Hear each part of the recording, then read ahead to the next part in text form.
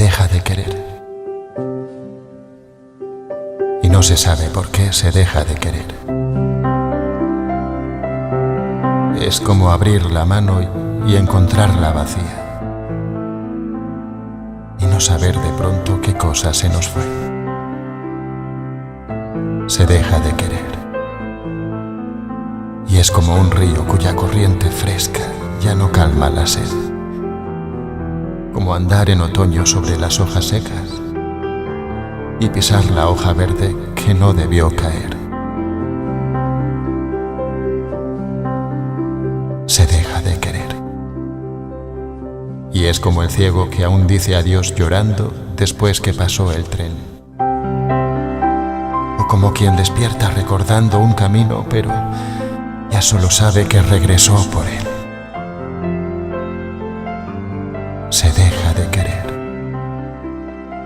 Como quien deja de andar una calle sin razón, sin saber. Y es hallar un diamante brillando en el rocío, y que ya al recogerlo se evapore también. Se deja de querer. Y es como un viaje detenido en las sombras, sin seguir ni volver. Y es cortar una rosa para adornar la mesa y que el viento deshoje la rosa en el mantel. Se deja de querer. Y es como un libro que, aún abierto hoja a hoja, quedó a medio leer. Y es como la sortija que se quitó del dedo, y solo así supimos que se marcó en la piel.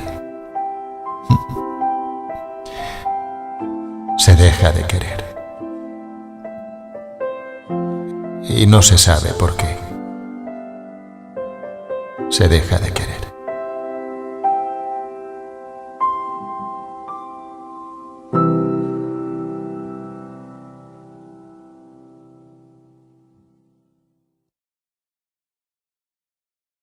Buenas tardes, amigos de Literatura Visión, compañeros de trabajo, compañeros de la Academia Norteamericana de Literatura Moderna Internacional. Y hoy, día 29 de abril, cerrando el mes, tenemos un programa muy especial. Siempre le digo lo mismo, porque trabajamos los que trabajan en diferentes áreas de este programa. Trabajamos con mucho interés, con mucho cariño, buscando las cosas y las soluciones importantes para poder llegar a un programa que sea del agrado de todos ustedes y además que traiga un poco de conocimiento, un poco de luz al entendimiento. Bien, acabamos de abrir el programa, como ustedes han visto, con un poema de uno de los poetas más importantes de la Cuba de ayer. Se trata de José Ángel Buesa. Y en este espacio nos ha traído el poema Se deja de querer. Un poema muy interesante, muy bonito. Espero que haya sido del agrado de todos ustedes. Bien, entonces vamos a comenzar con nuestro seminario del día de hoy. Esta parte del seminario viene siendo un poquito la explicación del seminario de la parte anterior.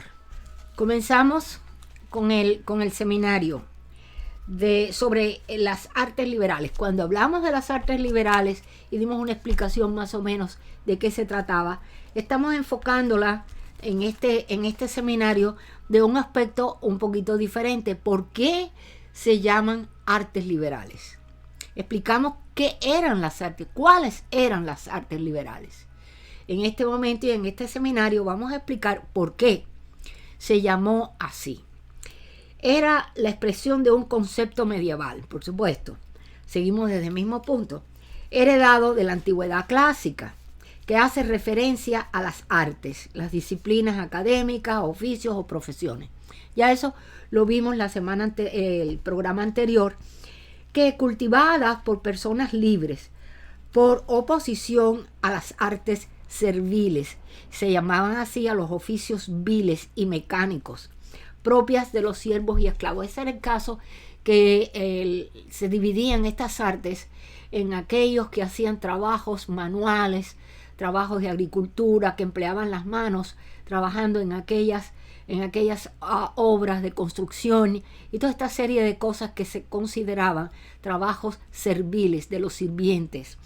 Entonces, cuando se llevaba al otro aspecto, las artes intelectuales, era cuando ya lo que se usaba era el cerebro. Pero vamos a seguir.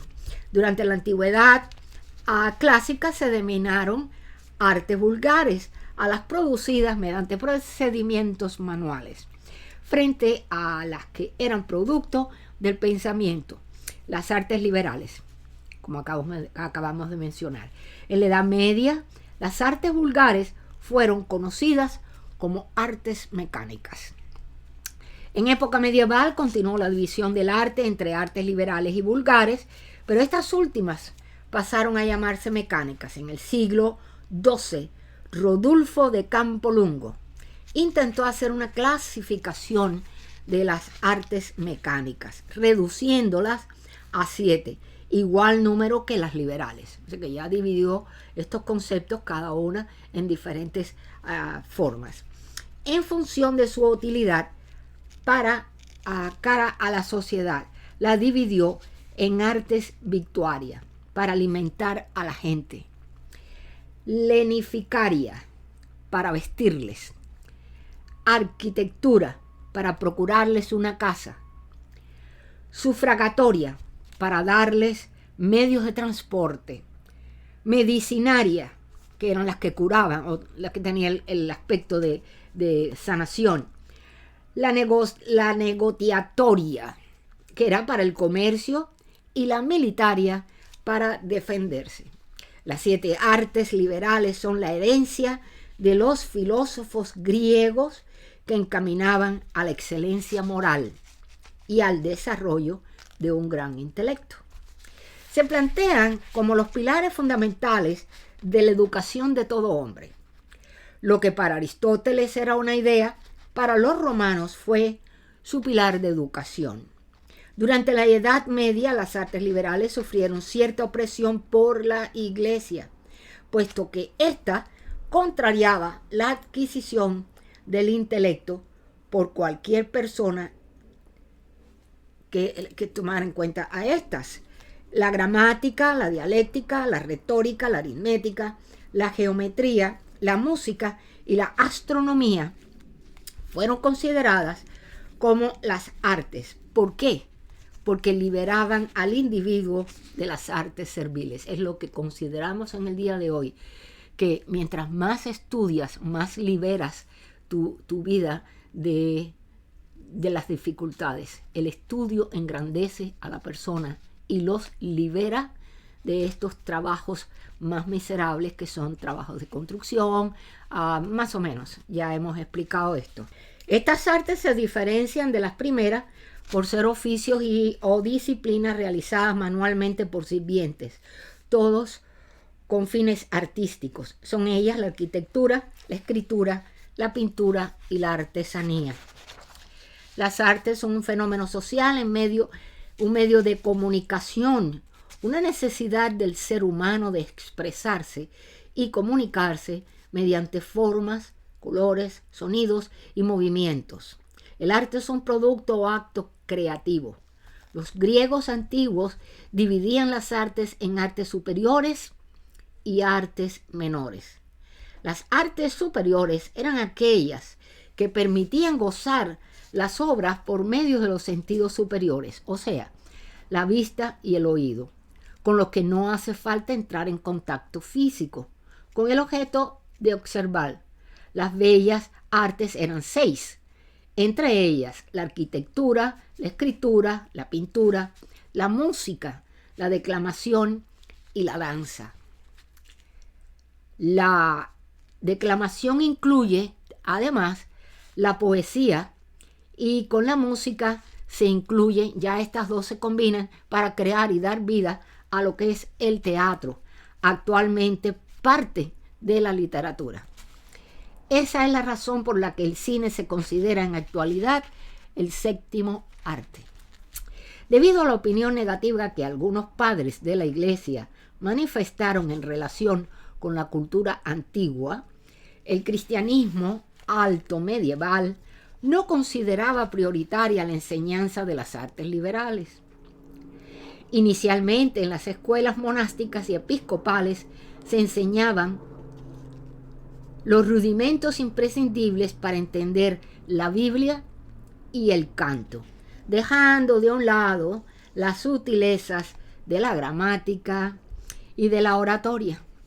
No será hasta el diseño educativo de Alcuino cuando las artes liberales pasaron a conformar la parte central del currículo.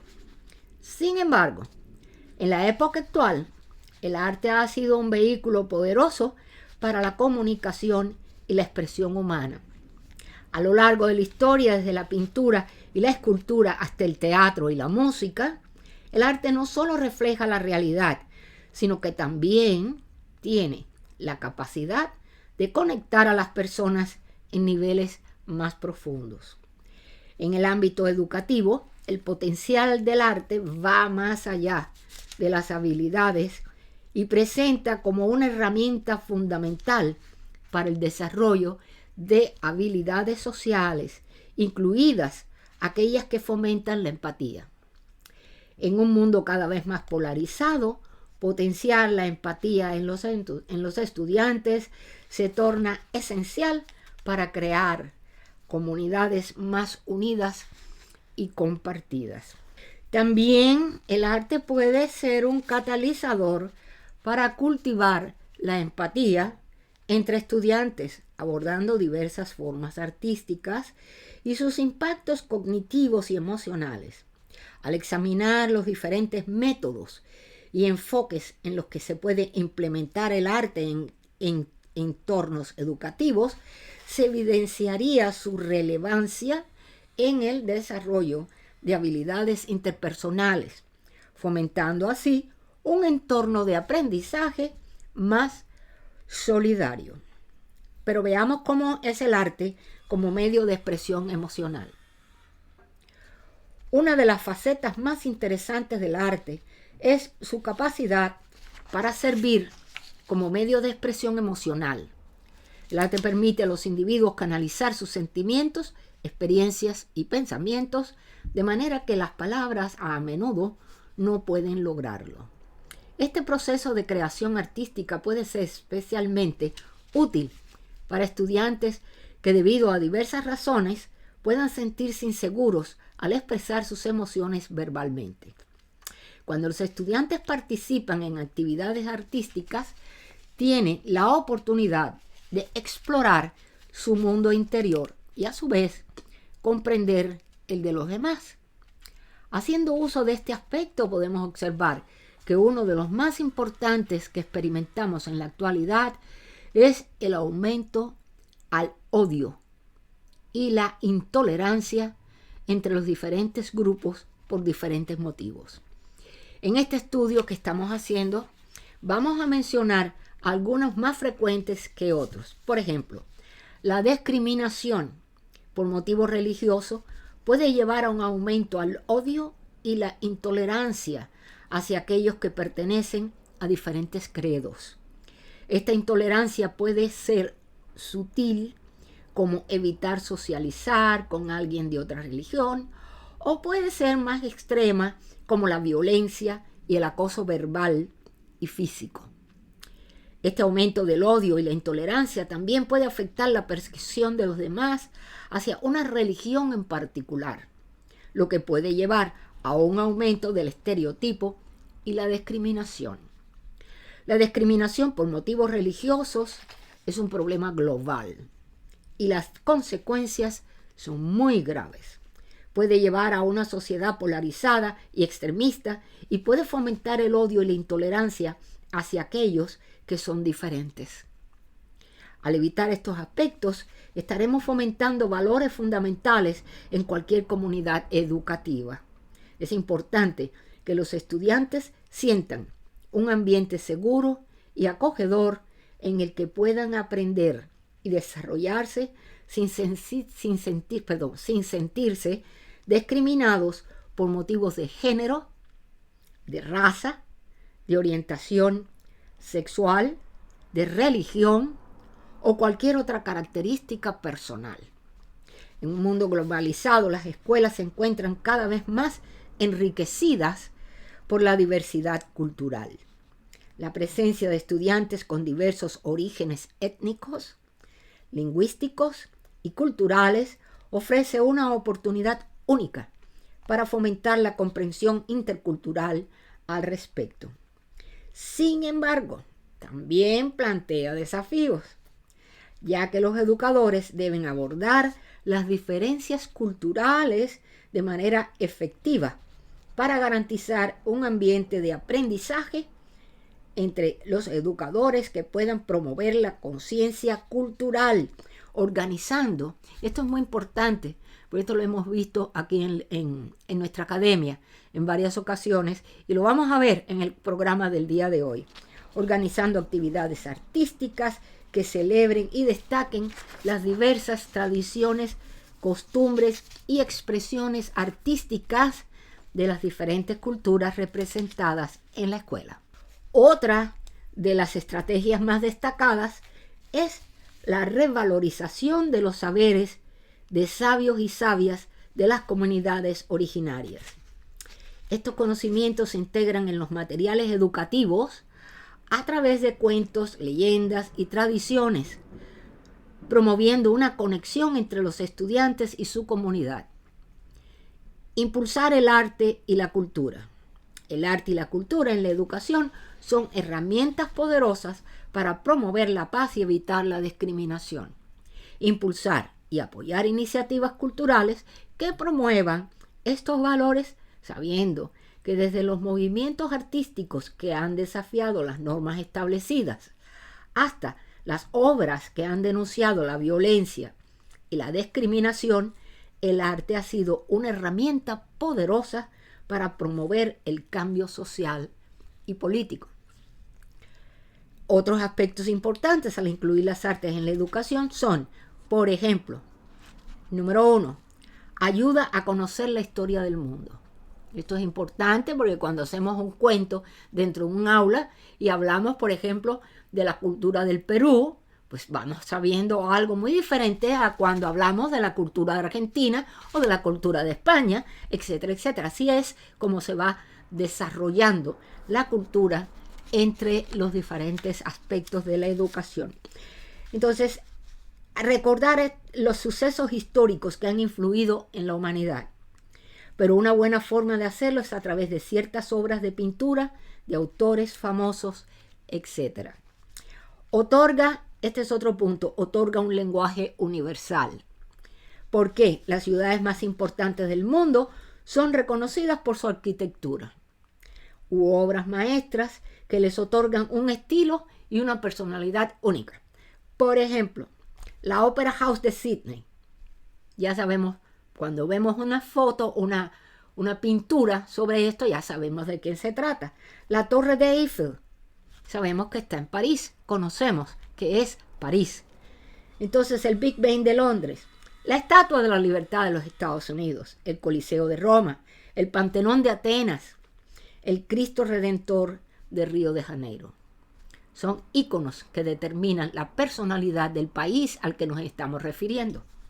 En la cultura, manifiesta que al abordarse, coloca al estudiantado en una posición equitativa de igualdad, al poder conocer lo maravilloso que habita dentro de cada cultura. De esta forma, se lograría mucha más comprensión y respeto entre unos y otros, lo que daría como resultado una convivencia muchísimo más tolerante y pacífica.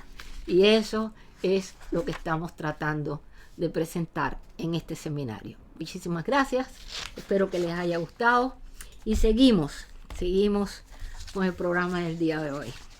Y entonces ahora vamos a presentar a nuestro queridísimo, como siempre, Luis Alberto Ambrogio. Él presenta poetas y música, paisajes de los Estados Unidos. Adelante, doctor, tiene la palabra y los micrófonos. Muchísimas gracias, bienvenido. Adelante. Perfecto. Muy buenas tardes, doctor. Buenas tardes, Rosalía. En este segmento quiero seguir, digamos, el tema que habíamos iniciado en el segmento pasado, y es hablar y dar ejemplos, etcétera, sobre la poesía y la realidad sociocultural. Está muy interesante ese segmento, así es que me alegra que le dé seguimiento a ese trabajo muy interesante. Adelante, le dejo. Y como decía en el segmento anterior, la importancia de la poesía como expresión cultural, sociocultural, radica precisamente en su capacidad de reflejar valores, tradiciones, emociones de un pueblo, porque a través de la poesía se transmitan las experiencias y la historia de una comunidad, preservando de esta manera su identidad cultural, pero a su vez compartiéndola, cruzando puentes entre diferentes identidades, porque en realidad los sentimientos son universales, porque esa poesía que es el reflejo auténtico de la sociedad en la que se produce, capturando sus luchas, sus alegrías, sus penas, sus logros, sus aspiraciones, de una manera única y conmovedora. Por ejemplo, precisamente he estado pensando en esta realidad, en esta conjunción entre la poesía y la realidad sociocultural, en un poemario que es icónico, y de Federico García Lorca, que es el poeta en Nueva York. Dicho sea de paso, precisamente ahora estamos preparando una antología de poemas en homenaje a García Lorca, y he tenido el privilegio de ser invitado a escribir el prólogo. Y es importante cómo este poeta es universal, es de todo. Y en el poema, precisamente en el libro, el poemario, el poeta en Nueva York, tiene un poema que se titula Vuelta a la ciudad Nueva York. Y voy a leer unos versos para ver cómo este poeta, genio único de la humanidad, tan importante que aparece entre los 20 más influyentes hispanos del mundo, que no solamente esto compra poetas, sino también, por supuesto, todos los tipos de trabajos, etcétera. Bueno, en Vuelta a la ciudad de Nueva York, dice Federico García Lorca, dice: óxido, fermento, tierra estremecida, tierra tú mismo que nadas por los números de la oficina. ¿Qué voy a hacer? ¿Ordenar los paisajes? ¿Ordenar los amores que luego son fotografías, que luego son pedazos de madera y bocanadas de sangre? San Ignacio de Loyola asesinó un pequeño conejo y todavía sus labios gimen por las torres de las iglesias. No, yo denuncio la conjura de estas desiertas oficinas que no radian las agonías, que borran los programas de la selva, y me ofrezco a ser comido por las vacas estrujadas cuando sus gritos llenan el valle donde el Hudson se emborracha con aceite. Bueno, eso es increíble, todas esas emociones que refleja aquí precisamente Federico García Lorca en una ciudad tan lejos de su ciudad natal y tan diferente de Granada, España, y que es interesante como un ejemplo de esa relación entre la poesía y la realidad sociocultural, la reacción de las emociones, al comparar y al revivir esas dos realidades y de algún modo pues ser puente de dos comunidades. En mi propia creación voy a compartir un poema titulado Paisajes de Estados Unidos. Este es del poemario Laberintos de Humo, y que también aparece en mi libro Estados Unidos Hispano, libro de ensayos de los grandes descubrimientos de la hispanidad de los Estados Unidos. Increíble y muy perteneciente a la actualidad, precisamente, en la cual se quiere ignorar esa realidad que es totalmente imposible de ignorar, porque incluso la piedra fundamental de la Casa Blanca la puso precisamente un inmigrante hispano que llegó a ser, trabajó acá en inmobiliaria y llegó a ser el quinto alcalde de Georgetown, y eligió un 12 de octubre de 1792 para poner la primera piedra en la Casa Blanca, y con eso fundó la capital, nuestra capital de los Estados Unidos, que se llama, y muchos no lo dicen todo, Washington D.C., Distrito de Columbia, por ser el día 12 de octubre el de su inauguración. Bueno, y este poema de mi propia creación, Paisajes de Estados Unidos, precisamente quiere hacer énfasis en lo importante de la presencia hispana en los Estados Unidos. Y bueno, les dejo que los escuchen en esta hermosa presentación visual que preparó la prestigiosa editorial Paso Roto Ediciones, y que me sorprendió hace 2 semanas al encontrarlo por casualidad en el internet. Bueno, muchísimas gracias. Espero que disfruten este poema Paisajes de Estados Unidos y que aprecien la importancia de la poesía con su emergencia de la realidad sociocultural que nosotros vivimos y compartimos como seres humanos. Muchísimas gracias y hasta el próximo segmento. Muchísimas gracias, doctor. Excelente trabajo. Vamos a ver el video.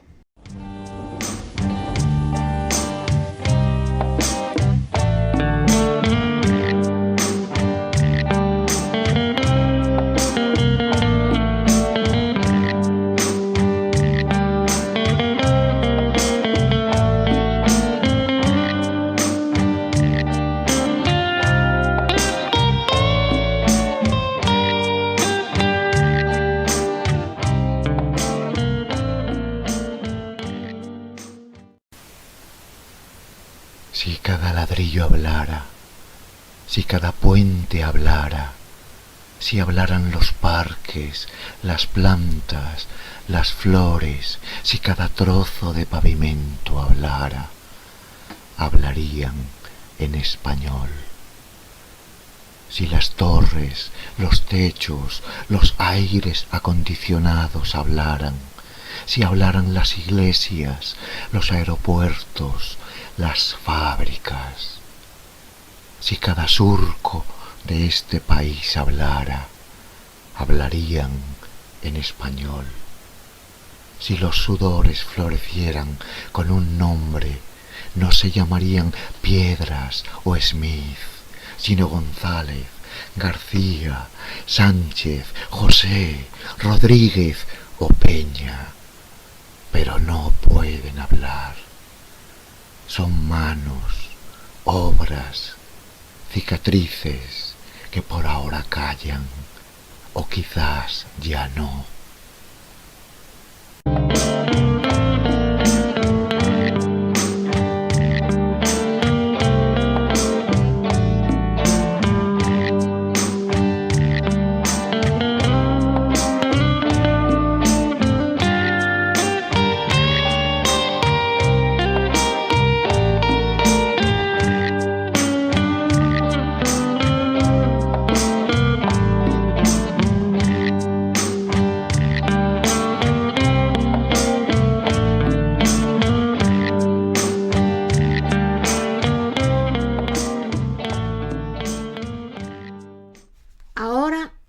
Desde la delegación de Madrid viene uno de los miembros de esta delegación que ha trabajado en una parte muy, muy, muy interesante. Y ella ha titulado este espacio, este segmento, como Tierra de la Mancha. Su nombre es Eloísa Pardo.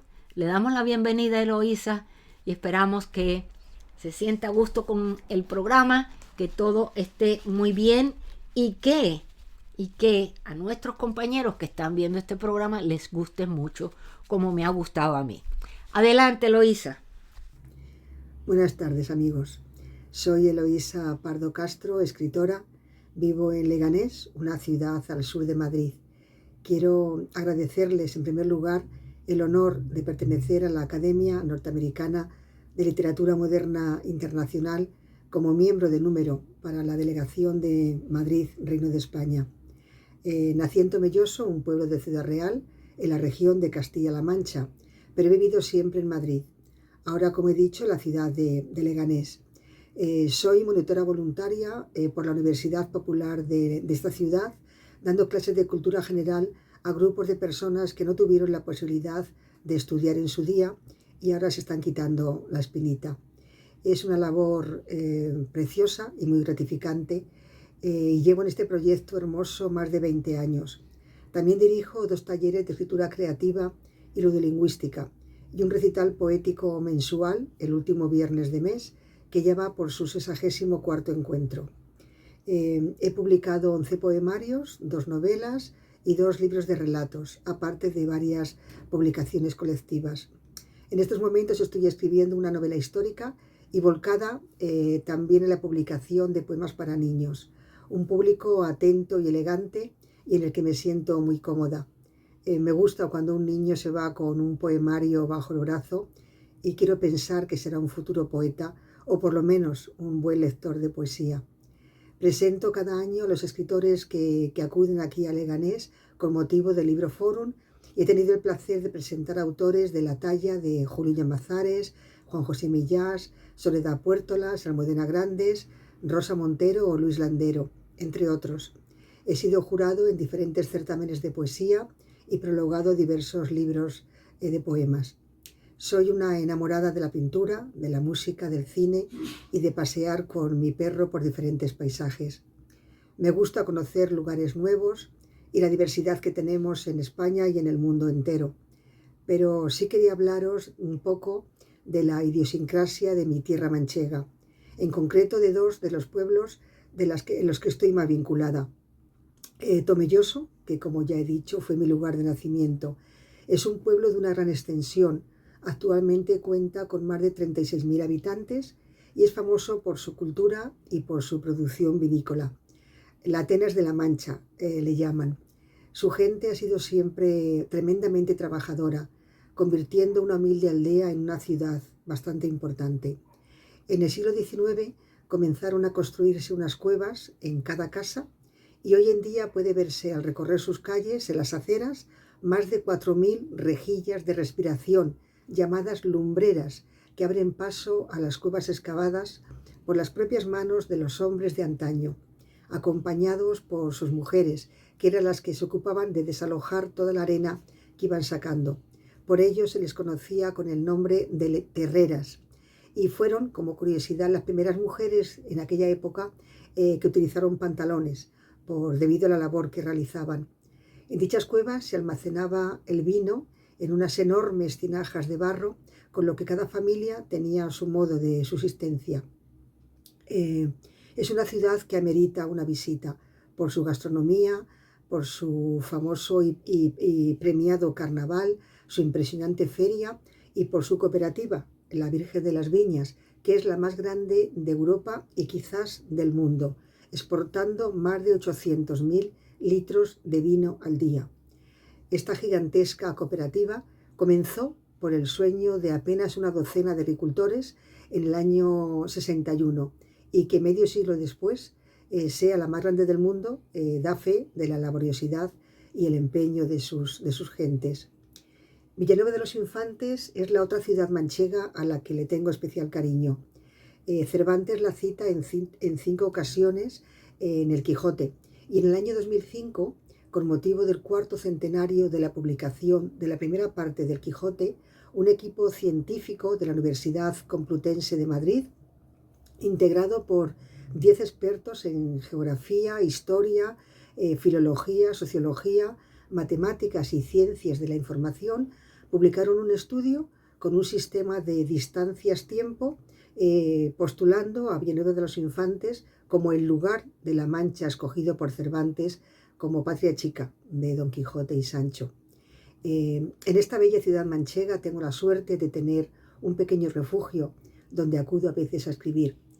Cerca de allí disfrutamos de paisajes naturales como las lagunas de Ruidera, 16 lagunas de extremada belleza conectadas entre sí por cascadas o arroyos. Las tablas de Daimiel, un humedal, un ecosistema único en Europa, que asegura la supervivencia de la flora y fauna y parte de la reserva de la biosfera de la Mancha húmeda. Las tablas sirven de refugio a más de 2.000 especies entre plantas, aves, insectos, peces o reptiles. También se pueden visitar numerosos yacimientos y verdaderas joyas arquitectónicas.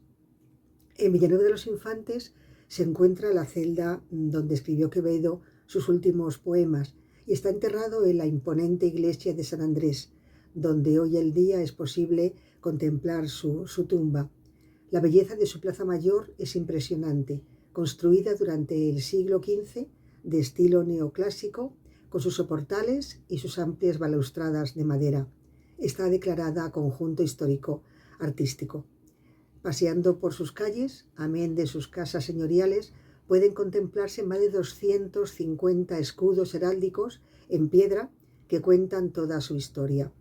Tengo el honor también de ser dama de la Orden Literaria Francisco de Quevedo, de esta localidad, y jurado del certamen poético internacional que cada año convocan.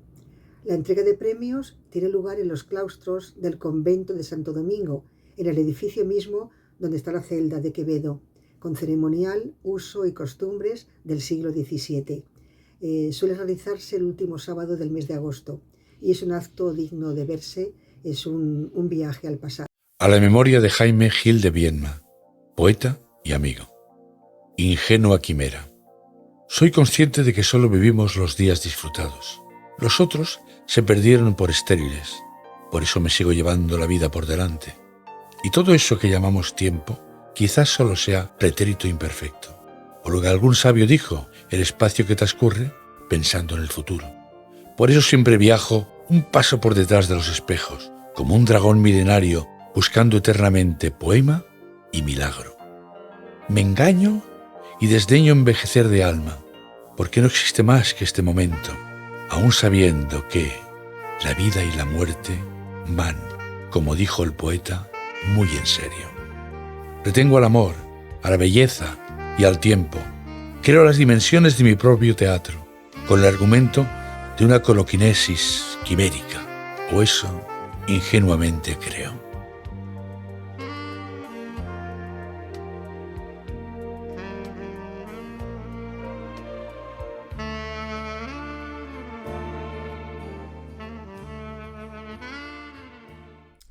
Bien, continuando con el programa, también desde Madrid, viene Rosa Rodríguez Núñez, también delegada o perteneciente a la delegación de Madrid, y ella nos trae un trabajo muy interesante, muy interesante, que ella lo titula Madrid Canalla. Adelante, Rosa, bienvenida. Buenos días a doña Rosalía de la Soledad, presidenta de la Academia Norteamericana de Literatura Moderna Internacional. Buenos días a todos los académicos, en especial al Reino de España en Madrid, desde donde yo soy miembro. Soy Rosa Rodríguez Núñez y les voy a hablar de Madrid, desde un punto de vista de ese Madrid canalla. Madrid, todos sabemos que es la capital del mundo, es la capital de España. No es conocida solamente por su historia, su impresionante arquitectura o su animada vida cultural, sino también es conocida por otros aspectos y algunos menos conocidos como el lado canalla. El lado canalla de Madrid no se encuentra en las guías turísticas. Este término hace referencia a rincones bohemios, a callejuelas estrechas, a bares y tabernas en la vida nocturna y que se vive y se late con mucha intensidad. Es el Madrid de los bohemios, de los artistas, de los jóvenes inconformistas y de todos aquellos que buscan algo más que lo convencional. Es un Madrid que enamora por su autenticidad y su espíritu libre. El Madrid canalla es una mezcla de tradición y modernidad, donde los antiguos locales de flamenco conviven con bares de copas y discotecas de música alternativa. En barrios como Malasaña, Lavapiés y Chueca se respira un aire de libertad y creatividad, donde artistas, músicos y escritores se inspiran para sus obras. Estos barrios son el refugio de aquellos que buscan una experiencia diferente, alejada del turismo convencional.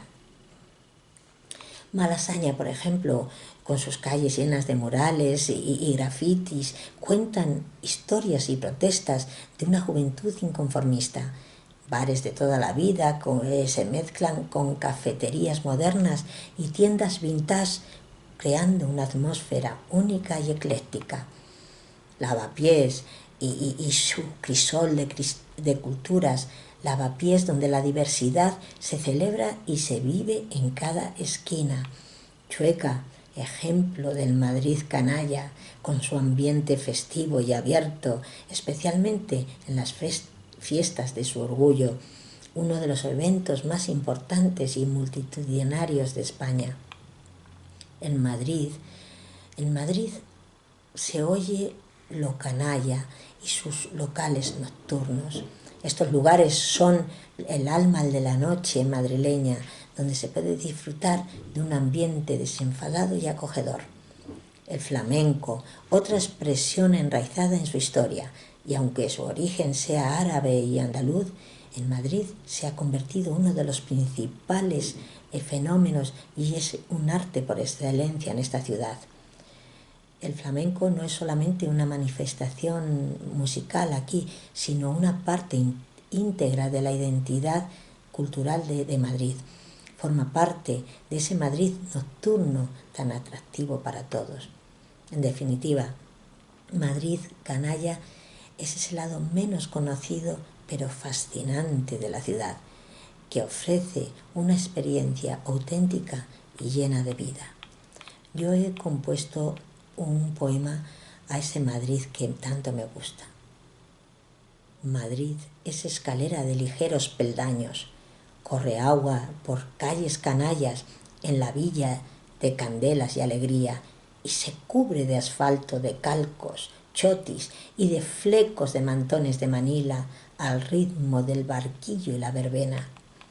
Madrid tiene miles de ojos en el cielo que nunca duermen, que son azules, que velan sus esquinas y su jazmín, y en sus pupilas hay un brillo de copla y unas manos de largos dedos que abrigan a sus hijos de adopción.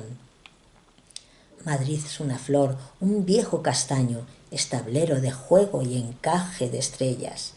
Madrid es lienzo de soñadores, es un reloj, una esperanza y un rosario, con cuentas que rezan y cuentas saldadas. En las noches de Madrid se oyen voces de fantasmas en murallas prendidos, reclamos de campanas y mensajes, y un manto de violetas y naranjas encienden las farolas y el ensueño. En estas noches tibias y ruidosas, en este Madrid de plazas parlanchinas, el río recorre su cauce silencioso entre sus grandes bocas de piedra, ocultando su risa y los secretos de enamorados bajo la luz tenue. Madrid es el misterio y el suspiro, es la gran vía y su insalvable locura, su nave María y muchas fuentes, la fe de quienes no descansan, el futuro, el presente y el pasado. Es Cibeles de tierra y Neptuno de agua, y en días tristes el aire también llora. Madrid es algodón y cometas, donde cuelga un sol de oro y miel. Madrid es vida, cortesía y aureola, es el pan caliente de mediodía, es el mantel y manchas de aceite, y todos nos sentamos en su mesa, porque Madrid es la madre buena. Muchas gracias. La belleza es esa piel en la que tú habitas, lectora. La belleza tan antigua como el ámbar y tan actual como el brillo de tus ojos. El deseo pasa, pero los momentos que le hicieron bello permanecen en la memoria. Es bella la vida, pero es más bella si se sabe vivir con dignidad. Somos prisioneros de la belleza, pero es la única prisión que satisface. La belleza es ese rincón del alma que alberga lo mejor de nosotros y que a veces no sabemos mostrar.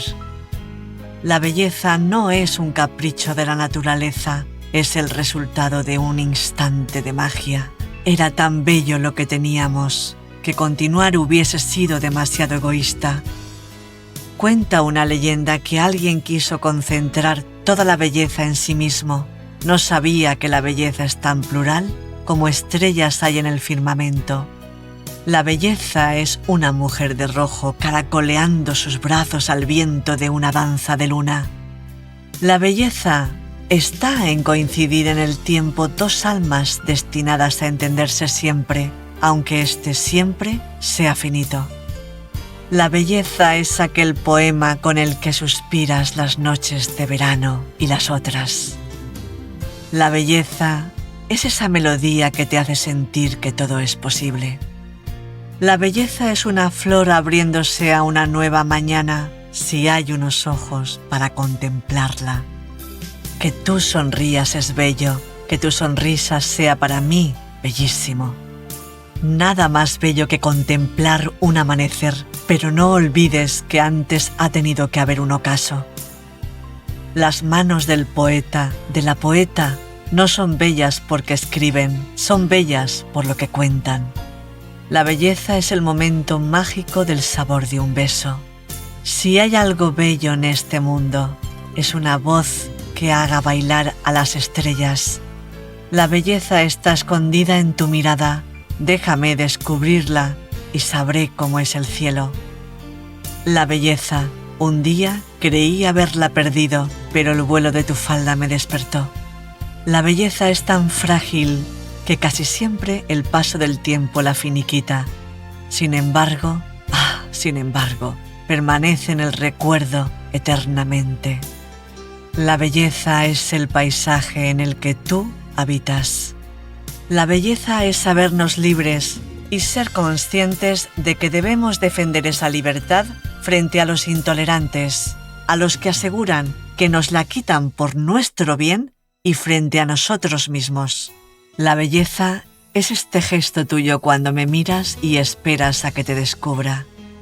La belleza es ver salir el sol sobre una playa casi desierta, como si todo se iniciara de nuevo. La naturaleza, sin duda, es la gran belleza, pese a la huella humana, o tal vez por eso. Un estallido de sentimientos, la causa de una razón, un destello de luz, tus ojos, eso es la belleza. Hay todavía demasiado profanador de la belleza para sentirnos orgullosos de ser humanos.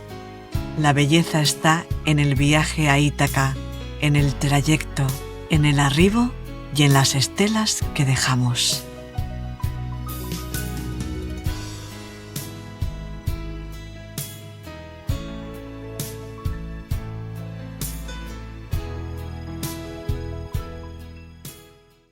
Ahora tenemos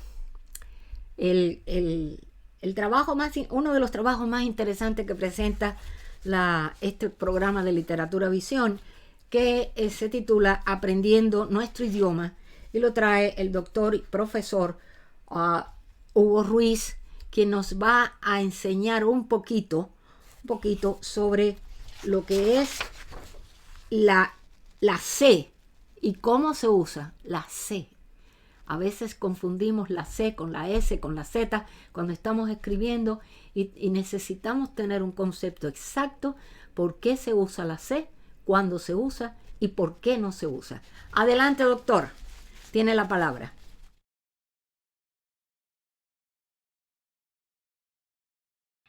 Hola de nuevo, amigos de la Academia Norteamericana de Literatura Moderna Internacional. Mi nombre es el Dr. Hugo Ruiz y hoy en este segmento vamos a hablar una vez más sobre aprendiendo nuestro idioma. Hoy compartiremos una de las herramientas más importantes dentro de las reglas ortográficas. En esta ocasión explicaremos por qué una palabra mal escrita puede cambiar el significado de las cosas. Hablaremos brevemente de algunas de las reglas ortográficas del uso la C. La C. Primero, se escriben con C los verbos terminados en cil y ducil. Ejemplos: conducir, aducir, traducir, esparcir, producir, reducir, excepción, asir. En segundo término, las palabras terminadas en ansia, ansio, encía. Excepciones: ansia, hortensia. Se escriben con C las palabras terminadas en ción, afines a to, tor, dal. Ejemplos: composición, compositor, bendición, bendito, rotación, rotador, atribución, atributo. Se escriben con C los diminutivos, cito, esito, esillo, si proceden de palabras que no terminan con S. Ejemplos: pez, pececito, dulce, dulcecito, pie, piececito, flor, florecita, mamá, mamacita. Se escriben con C los verbos terminados en ser. Excepciones: toser, coser, ser. Se escriben con C las palabras terminadas en asia, isia, isie, isio. Excepciones: Dionisio, gimnasio, Asia, Anastasia, Alicio, eutanasia. Y finalmente, se escribe con C la terminación ses que surge del plural de las palabras que contienen Z.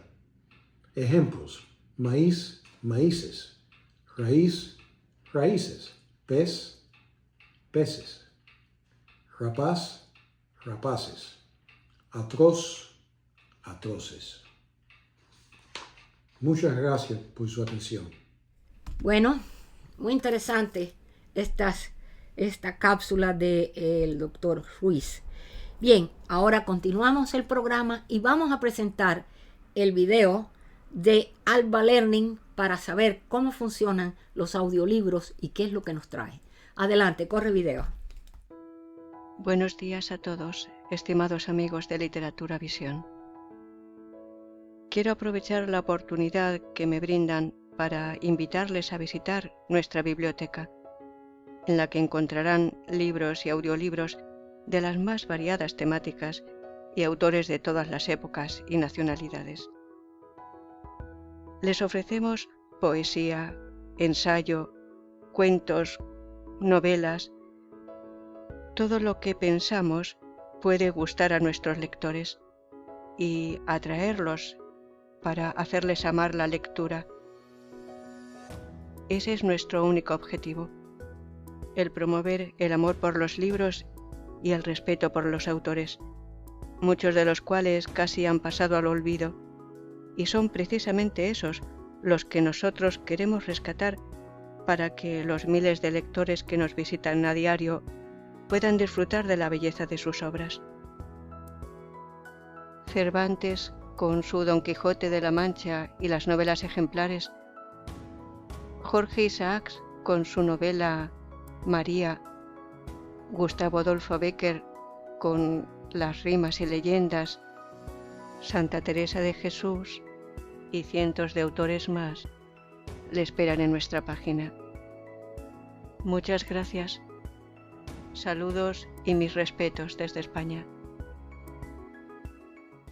Ahora ya vamos llegando al final de este programa, de este episodio del día de hoy, donde nos hemos sentido muy contentos de poder haber traído a estas personas desde Madrid, que nos han, estas compañeras de allá de las delegaciones de Madrid, de España, que nos han compartido sus trabajos, de haber podido enseñar un poquito dentro del seminario las cosas que nos parece que son importantes para el desarrollo de la cultura de nuestros niños, de nuestros estudiantes.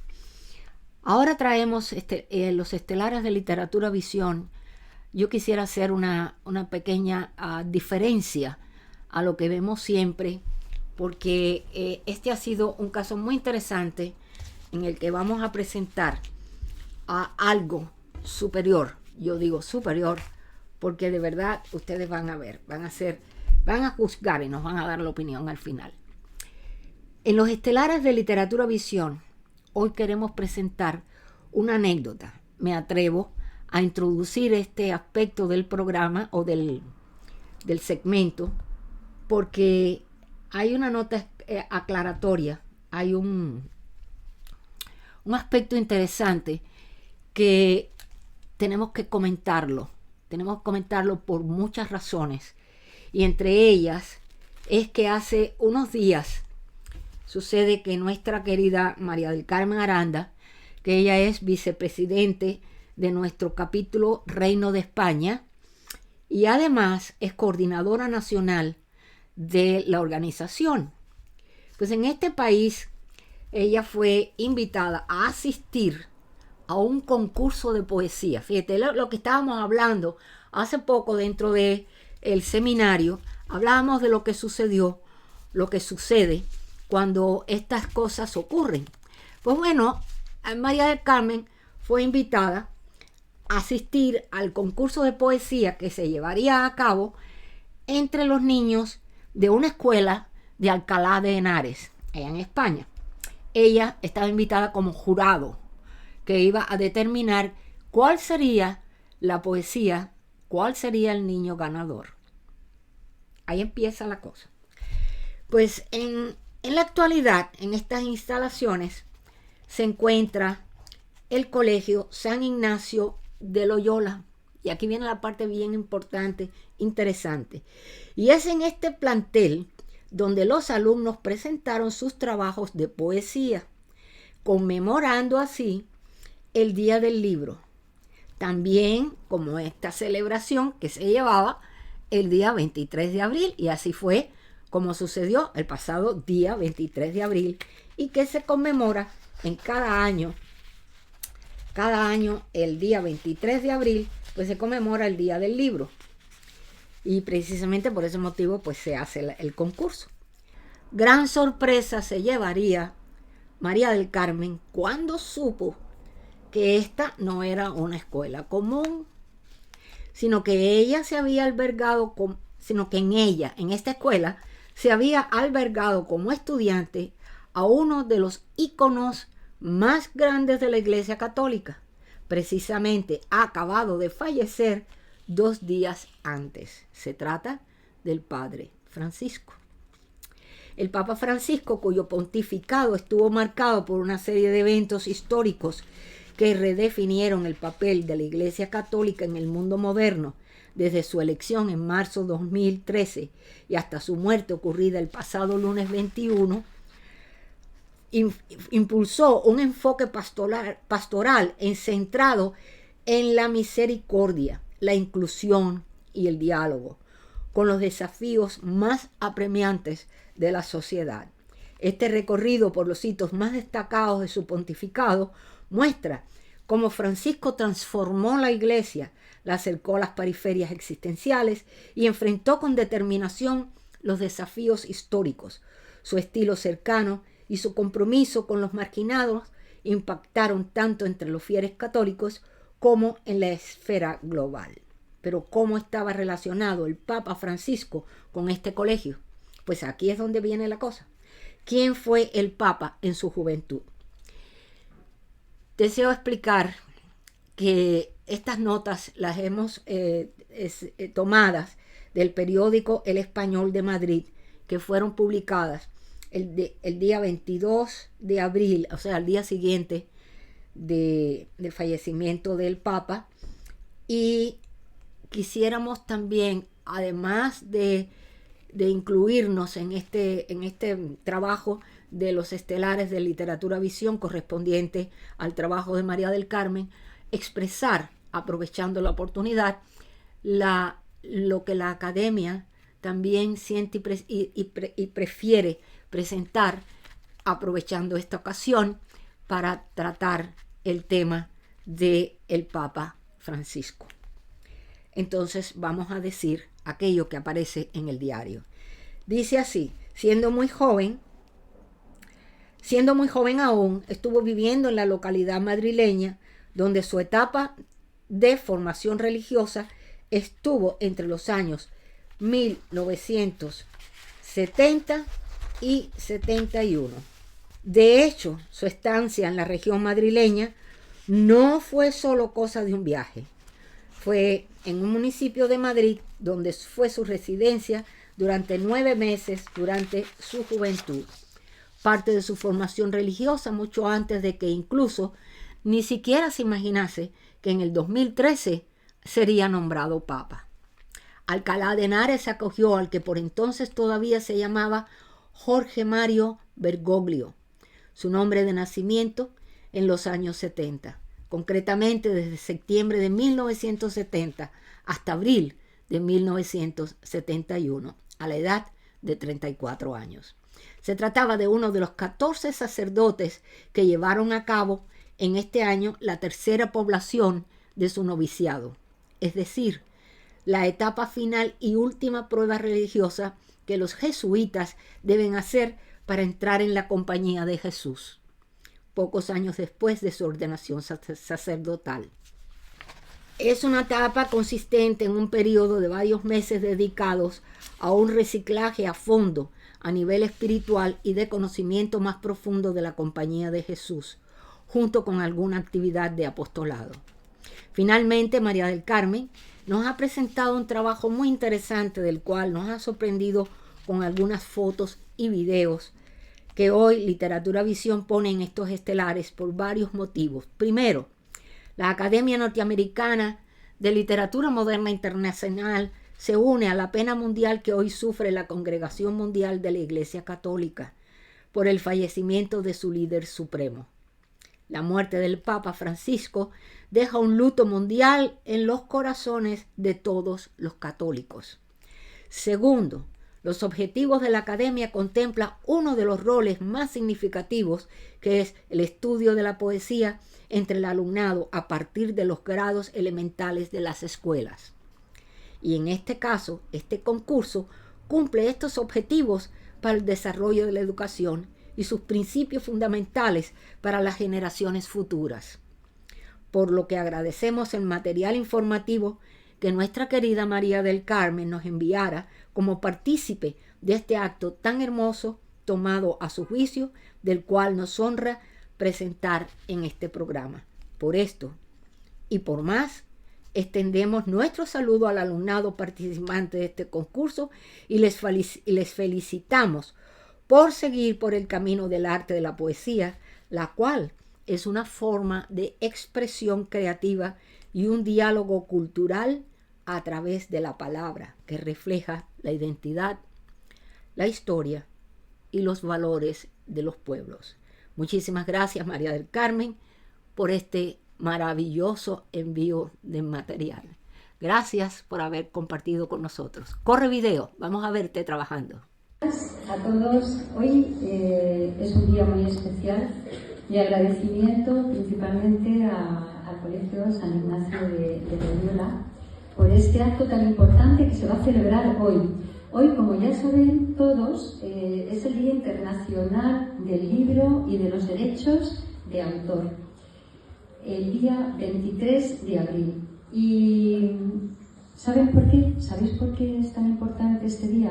Pues porque se celebra desde 1955 y prolongado por la UNESCO, promulgado por la UNESCO, el día del entierro de don Miguel de Cervantes, el día del fallecimiento de William Shakespeare y también de Garcilaso de la Vega. O sea que hoy es un día importantísimo. También quería hacer mención al fallecimiento del Papa Francisco, que estuvo estudiando aquí en este colegio tan importante desde el año entre 1970 y 1971. Y bueno, pues hoy es un día de emociones. Vuestro colegio, San Ignacio de Loyola, lo conocen ya en todo el mundo y más que lo van a conocer porque están muy pendientes desde la Academia Norteamericana de Literatura Moderna Internacional, de la que soy vicepresidenta y coordinadora nacional en España, la fundadora y presidenta doña Rosalía de la Soledad de este colegio. Por otro lado, también soy miembro de la Asociación de Escritores de Madrid, que está aquí ubicada en Alcalá de Henares. Voy a darles y a daros la enhorabuena a todos, a los más pequeños, a los más mayores y por supuesto a los papás y al colegio por este acto que se va a celebrar hoy, tan importante para todos.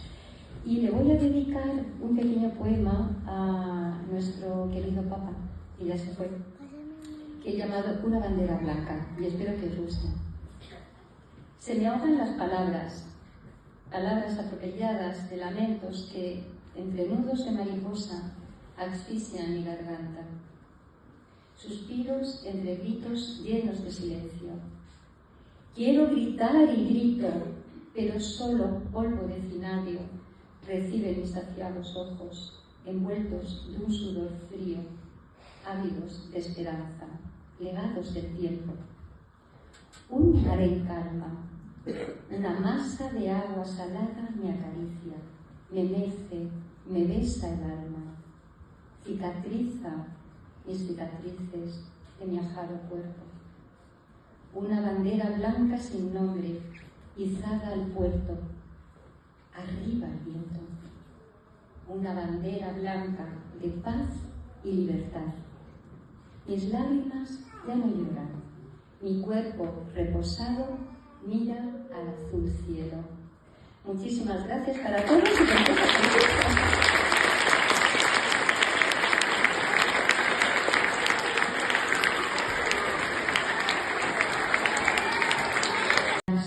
Entonces los niños tendrán que subir al más alto para coger el premio.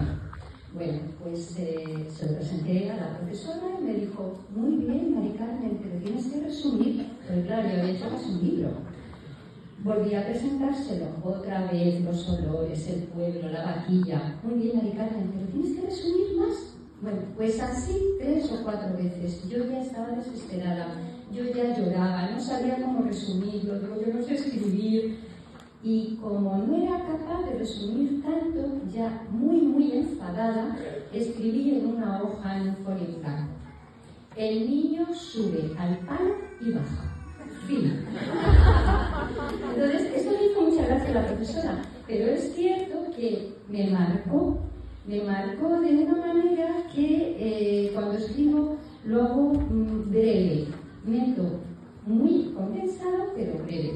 Y bueno, pues deciros que no importa si una vez no lo hacéis del todo bien o como vosotros esperabais, que lo importante es perseguir vuestros sueños, seguid adelante, leed mucho, estudiad mucho y declamad mucho. Así que os voy a leer un breve poema que escribí para Don Quijote, y es de Madrid al cielo, porque para eso somos todos madrileños. Bueno, pues dicen de esta tierra que es capital del reino. Ay, si Cervantes viviera, enviaría a su ingenioso hidalgo, armado caballero, a uno de los aristocráticos barrios de un distrito madrileño. Orgulloso, cabalgaría con Rocinante por el parque del Retiro, erguido, desafiando ministerios, conquistando residencias de reyes y de presidentes de gobierno. Vayamos, Sancho, le diría Don Quijote a su fiel escudero, Conquistemos el pasaje de la luz, que los osos y madroños fueron ya descubiertos. Dominaremos a las artes y las ciencias, que entre ellas está el buen beber.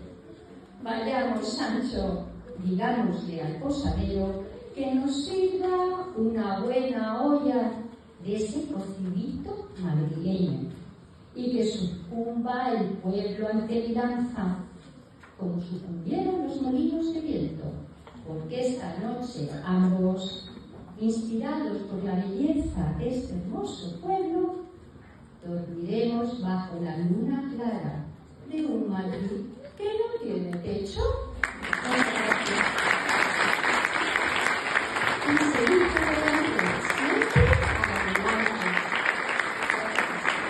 Y así terminamos en el día de hoy un capítulo más y los esperamos en la próxima ocasión para compartir un nuevo seminario y un nuevo capítulo de Literatura Visión. Vamos por más.